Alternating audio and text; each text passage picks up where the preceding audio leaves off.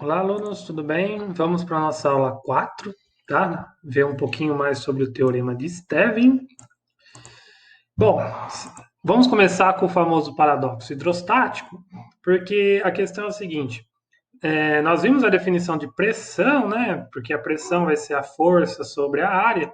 E qual que é a ideia aqui? Temos três recipientes, eles estão com água até a borda, né? Então eles têm a mesma altura H. Só que eles têm formatos diferentes. Então, a massa contida de líquido, né, desse recipiente é menor que a dessa, e desse daqui vai ser menor que essa. Então, eu tenho três massas diferentes de líquido, mas a área aqui é a mesma, tá? E a altura é a mesma. O paradoxo é o seguinte: então, pela definição de pressão igual a força sobre a área, como eu tenho massas diferentes, eu vou ter pesos de líquidos diferentes, então a pressão deveria ser diferente em cada recipiente. Mas o que nós medimos é que a pressão é igual. E esse que é o paradoxo. Tá bom? Então, na aula de hoje eu vou te dar eu vou dar algumas dicas a vocês do porquê que a pressão é igual. Bom, a aula de hoje a gente vai ver o teorema de Stevin, né? Ele foi definido por Simon Stevin, né? Lá no século 16 para 17. Então, qual que é a ideia aqui? Eu tenho um líquido, tá? Ele está parado, né? Estamos estudando hidrostática, mas eu tenho um líquido num recipiente, um líquido homogêneo, um recipiente regular. Ele tem uma altura H aqui, uma área da base A. Eu quero saber qual é a pressão dessa coluna de líquido feita aqui no fundo do recipiente. Então, eu vou usar o que a gente tem visto nas leis de Newton, né? Então, a pressão aqui, né, vai ser a força-peso do líquido mais a força resultante aqui da pressão atmosférica. Então, a força B aqui, que é a força normal que o recipiente vai fazer sobre o líquido, vai ser uma soma dessas duas forças. Aí, qual que é a ideia aqui? Eu vou representar, então, como é um fluido, eu vou representar o peso do fluido, que é a massa vezes gravidade, só que eu vou colocar em termos de densidade, porque para fluidos fica melhor, tá? Como eles não têm aí é, uma forma definida, né? Então eu vou chamar então a massa de densidade do fluido vezes o volume.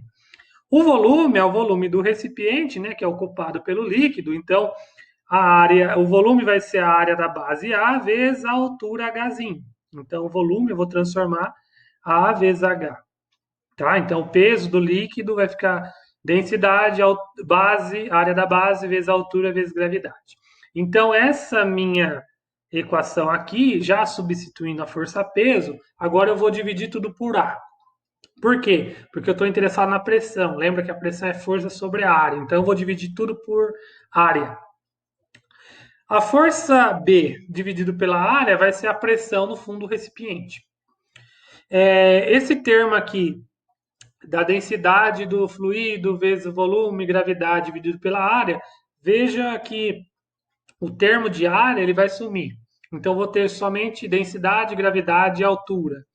E esse termo aí da força da atmosfera dividido pela área, eu vou ter um PA que agora vai ser a pressão atmosférica, tá bom?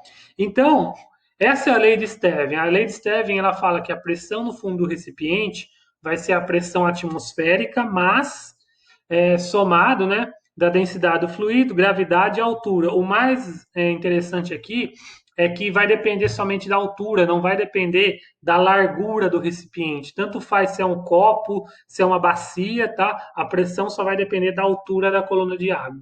Esse que é o grande avanço aqui do teorema de Stevin, inclusive que isso daqui vai permitir a construção de vários tipos de equipamentos hidrostáticos, máquinas hidrodinâmicas, enfim, tudo baseado nesse teorema de Stevin, que a importância aqui é da altura, tá bom? Bom, outra coisa interessante, nós podemos definir também superfícies isobáricas, ou seja, pontos de mesma altura onde vai estar a mesma pressão. Isso é importante porque os pontos, então, eles podem estar tão próximos, mas também eles podem estar muito longe, tá? Então, é por isso que aqui a gente pode comparar a pressão aqui com a pressão lá dos Andes, por exemplo, tá? Porque não depende da distância, depende somente da diferença de altura. Então, eu posso comparar a pressão atmosférica aqui com qualquer lugar do mundo, tá? Só comparando diferenças de altura. Não importa para mim diferenças de comprimento, de distâncias, tá bom? Outra definição importante é que aquele termo de densidade do líquido, gravidade e altura, ele vai ter um nome importante que é a pressão hidrostática, tá? E essa pressão é uma pressão que só depende do fluido. Veja, a pressão total, eu preciso somar essa pressão hidrostática com a pressão atmosférica, mas a pressão hidrostática é somente devida ao fluido, tá bom?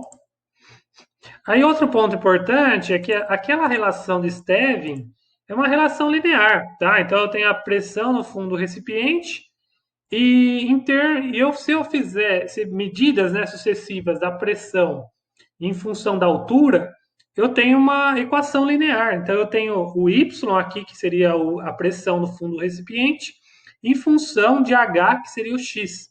E aí, todos os outros termos vão ser números: a densidade do fluido, a gravidade e a pressão atmosférica. Então, se eu fizer o gráfico, eu vou ter uma reta, tá? E o importante aqui é, a partir desse gráfico, você saber tirar informações dele. Primeiro, qual que é a pressão atmosférica daquela região? Somente analisando pelo gráfico. A pressão atmosférica ela vai ser o coeficiente linear, vai ser o ponto onde a altura é nula, tá? Então seria esse ponto aqui, tá? É o ponto onde ele vai cruzar o eixo y, tá bom? Aí, outra análise interessante é o coeficiente angular, que nós tiramos pela tangente do ângulo θ, tá? Por quê? Esse coeficiente angular, né, se eu pegar dois pontos aqui e tirar o início, o final menos o inicial, né, o ΔP sobre ΔH, eu vou ter essa multiplicação aqui, ó, da densidade do líquido vezes gravidade. E por que isso daqui é interessante? É que a partir dessa inclinação, né, que isso daqui vai me dar um número, eu posso calcular tanto a aceleração da gravidade no local, se eu souber o líquido que eu estou usando, tá, para medir, ou eu posso fazer o inverso, eu saber a gravidade do local, eu posso calcular a densidade do líquido, se eu não souber a densidade do líquido, tá? Então, aqui é uma medida experimental bem interessante que é feita atualmente, né, em instrumentos de medida de pressão. Aí outra coisa que eu quero detalhar mais é a questão da pressão atmosférica. Que essa definição de pressão atmosférica ela veio do aluno do Galileu, né, o evangelista Torricelli, né, no século XVII, que ele fez um experimento que hoje é muito comum, que ele pegou um funil, né, não um funil, mas um recipiente cilíndrico, colocou mercúrio, né, porque o mercúrio ele tem uma densidade relativamente alta, e aí ele virou, tá? Então ele vira de ponta cabeça numa bacia, tá? E ele espera encontrar o equilíbrio. Então a coluna de mercúrio ela vai descer um pouquinho até atingir equilíbrio com a pressão atmosférica. E aí o que ele fez foi medir essa altura. E aí esse experimento simples, né? Ele fez esse experimento a 0 graus Celsius, calculando, considerando 9,8 a gravidade, né, metros por segundo ao quadrado. Então ele chegou a uma medida aí próxima de 76 centímetros de mercúrio, ou 760 milímetros, tanto faz, né? E isso daqui ficou denominado então como padrão de pressão atmosférica. Então a unidade, isso aqui é tão importante que virou uma unidade de medida. Então centímetros de mercúrio ou milímetros de mercúrio é uma unidade de comprimento, né? Mas ela é padronizada como uma unidade de pressão. Não é do sistema internacional, que o sistema internacional usa Pascal, né? Ou Newton por metro quadrado, mas nós consideramos, então, 76 centímetros de mercúrio como a pressão atmosférica, tá? E tanto a importância desse experimento que centímetros de mercúrio virou uma unidade de medida de pressão, tá bom? Então, aqui, ó, só simboliza, então, a altura da coluna. Aí o que acontece? Isso daqui é tão importante que é usado atualmente em instrumentos de medida de pressão, como manômetro, barômetro, né? Então, se vocês verem um desse, ele vai ter unidades, por exemplo, como ATM, o torr, o bar ou centímetros de mercúrio, tá? O torr é outra unidade de medida, né, que também foi dada em homenagem ao Torricelli, tá? Então, veja, para pressão nós temos Newton por metro quadrado e o Pascal, que são unidades do SI, do Sistema Internacional. Milímetros ou centímetros de mercúrio é complementar. Torr também é complementar. O bar também vai ser complementar. Aí outra peculiaridade é o seguinte, que esse 76 centímetros de mercúrio, né, ele é chamado também de ATM, é outra unidade de pressão. É 1 ATM é considerado, então, o nível do mar, que é 76 centímetros de mercúrio. Dá para fazer essa transformação, essas continhas, considerando que a pressão atmosférica então vai ser, no sistema internacional, 1,01310 a quinta Newton por metro quadrado, tá bom? Mas assim, no nosso curso aqui, né, eu não vou exigir tanto de vocês aí dessas unidades de medida. Então, nos exercícios, na maioria dos casos, ele vai te dar a taxa de transformação para o SI, tá? Então, não precisa se preocupar tanto. Mas saibam que pressão é uma unidade que tem vários tipos de grandezas, tá? Bom, agora vamos dar um exemplo aqui, então. Um reservatório contém água cuja densidade é 1 grama por centímetro cúbico até uma altura de 10 metros. Então, tem 10 metros de altura de água. A pressão atmosférica local é 10 a quinta Newton por metro quadrado e a aceleração G vale 10 metros por segundo ao quadrado. Eu quero saber qual é a pressão no fundo do reservatório. Aqui, basicamente, vamos usar a lei de Stevin. Somente eu solicito cuidado para usar o sistema internacional. A pressão atmosférica já está no sistema internacional, Newton por metro quadrado. A altura aqui ela está em metros, mas pode vir a ocorrer de ela aparecer em centímetros ou milímetros. Transforme para metros, tá? Gravidade já está no sistema internacional e a densidade está em gramas por centímetro cúbico. E aí vocês têm que lembrar da aula passada, tá, de hidrostática, que eu preciso transformar isso aqui para quilograma por metro cúbico. Eu faço a transformação multiplicando por 1000, tá? Na aula lá de hidrostática vocês vão lembrar. Então, ó, veja, eu coloquei aqui a densidade com um fator de 1000, né? A gravidade vale 10, a altura é 10, a atmosfera, a pressão atmosférica é 10 a quinta, então eu vou chegar, então, no fundo do recipiente eu tenho 2 vezes 10 a quinta Newton por metro quadrado. Outro exemplo. A pressão no interior de um líquido homogêneo em equilíbrio varia com a profundidade de acordo com o gráfico. Eu quero saber a pressão atmosférica, a densidade do líquido e a pressão a profundidade de 20 metros. Esse daqui é o gráfico. Aqui é o ponto que eu chamei a atenção. Você tem resultados experimentais nesse gráfico, a partir dele você tem que tirar informações. A pressão atmosférica, como eu falei, é o ponto onde cruza o eixo Y. Então, do gráfico, você já tira que a pressão atmosférica vale 10 a quinta Newton por metro quadrado. A densidade do líquido, aí eu já preciso fazer o coeficiente angular. Então, o que eu vou fazer? A tangente θ, então eu vou pegar 2 pontos, fazer a diferença, né, ΔP sobre ΔH, isso daqui vai ser a densidade vezes a gravidade. Só vou passar a densidade dividindo, né, porque eu quero calcular a densidade. A gravidade eu sei quanto que ela vale, né? Então aqui eu só vou pegar 2 pontos. Eu escolhi o ponto 2,5 e 2, tá? Então o ponto final vai ser 2,5 e o ponto inicial de pressão vai ser 2. Então o ΔP eu vou fazer 2,5 menos 2. Não esquecer do fator 10 a quinta que está no eixo Y ali, tá? E aí eu vou pegar as respectivas alturas. Então eu vou subtrair 15 menos 10, tá? Aí vocês confiram no gráfico que é os pontos que eu peguei. Final menos inicial. Fazendo a conta, então, eu chego num valor aí 10 a terceira quilograma por metro cúbico, que aí é a densidade da água, tá bom? Então, a partir do gráfico, eu consegui calcular a densidade do fluido, do líquido. A pressão numa profundidade de 20 metros, basicamente agora eu vou usar a lei de Stevin, então eu já tenho a pressão atmosférica, eu já sei a densidade do líquido, então, usando todos os números, dados, eu consigo calcular que a pressão vai ser 3 vezes 10 a quinta Newton por metro quadrado. Tá bom?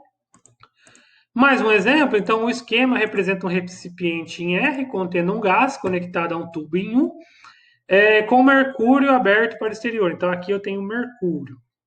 Na situação de equilíbrio, a altura da coluna de mercúrio, então a linha de referência aqui, né? Essa altura de mercúrio vai ser 24 centímetros. A pressão atmosférica vale 76 centímetros de mercúrio. Então na letra A eu quero saber a pressão do gás em centímetros de mercúrio.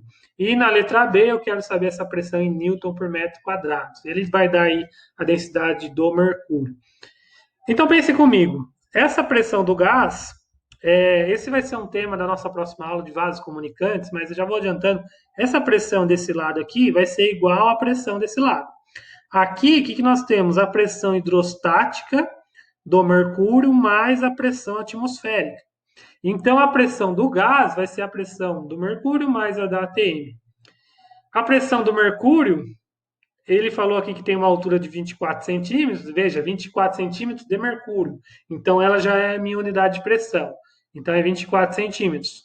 E a pressão atmosférica, ele já falou que é 76 centímetros.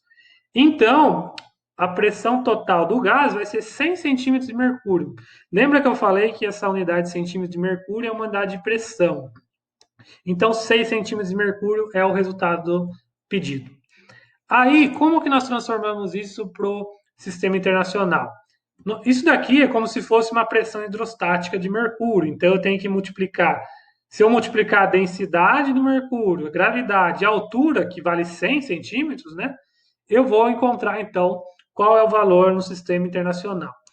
A densidade do mercúrio ele deu, a gravidade também ele deu, tá? Eu usei 10 aqui, mas aqui ele fala como 9,8, vai ser um valor aproximado, tá?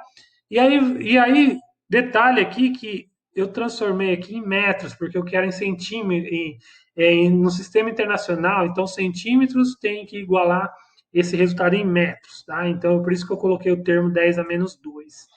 Fazendo as contas, nós vamos encontrar, então, que o valor pedido é aproximadamente aí 1,36 vezes 10 a quinta newton por metro quadrado, tá?